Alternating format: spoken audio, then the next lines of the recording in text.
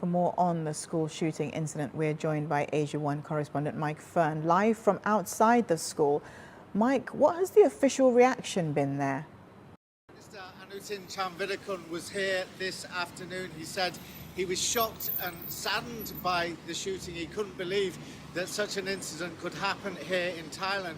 He said this was the reason why he'd restricted gun licensing here in Thailand, and he said he wanted to go even further and make it harder for people to get hold of guns. It is quite difficult to get hold of a gun, but you can get them on the black market quite easily, and also get hold of modified guns. The gun in question, the student took that from his grandparent before shooting both his grandparents dead at the home, and then coming to the school around 9:30 this morning for the shooting.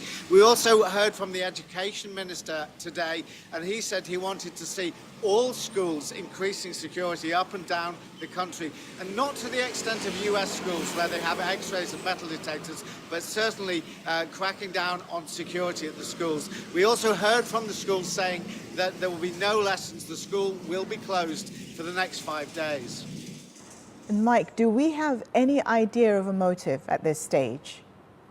Well, they did find a mobile phone, which they thought was the shooter's phone. They also went to his home and looked into his computer. They found that he'd been looking at violent videos, playing violent video games, and also he'd been researching. He'd been looking into incidents of US school shootings and also looking into how to use a handgun. Now, he didn't live with his parents, he lived with his grandparents. His parents are separated, but local media did speak to them, and they said he was a quiet boy. He stayed at home most of the time playing video games. They didn't know of any why he would have carried out such an awful shooting.